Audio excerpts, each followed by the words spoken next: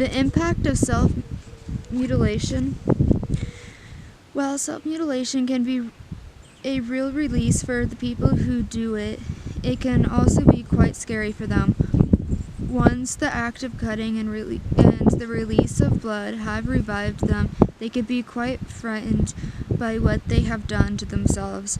It wasn't the perfect solution, of course, because after you cut yourself, you think, I'm totally crazy, I'm going completely crazy. Then you're freaked out, sometimes more than you were in the beginning, but it's continual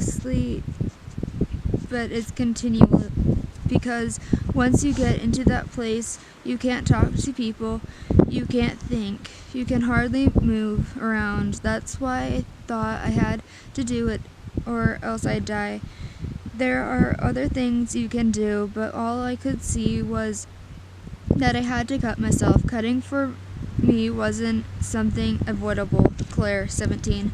Many people who self-mutilate do not feel any pain when they are hurting themselves. They can break their own bones, burn themselves with the hot irons, or cut up their arms, but no feeling of pain. Researchers have discovered that for some people, the stress of traumatic memories or emotional pain causes the brain to release chemicals that act as a kind of pain reliever. These chemicals are powerful opiates that block the physical pain of self-mutilation. Some researchers believe that cutting or other self-harming behaviors can become addictive as a person begins to crave that rush of adrenaline and the calming effects they have come to rely on. So once someone starts cutting, it can be hard to stop, even if they know that it's not a healthy thing to do. There can also be a lot of shame involved with self-mutilation. Although you may be attached to your scars and in a way in which they comfort you, you may feel afraid that somebody could find out about them. In this way, self-mutilation is a lot like an eating disorder. It forces you to live a secret life. If you have cut up your arms, you will probably wear long-sleeve shirts to cover your scars.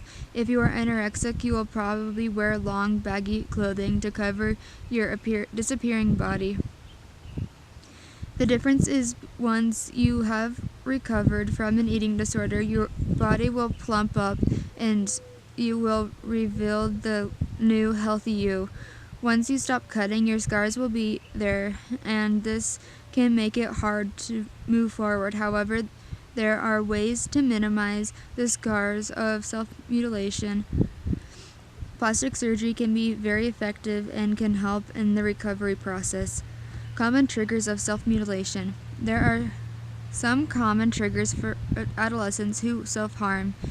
These include memories of sexual or physical abuse, traumatic life events, death or illness, overwhelming feelings of sadness and depression.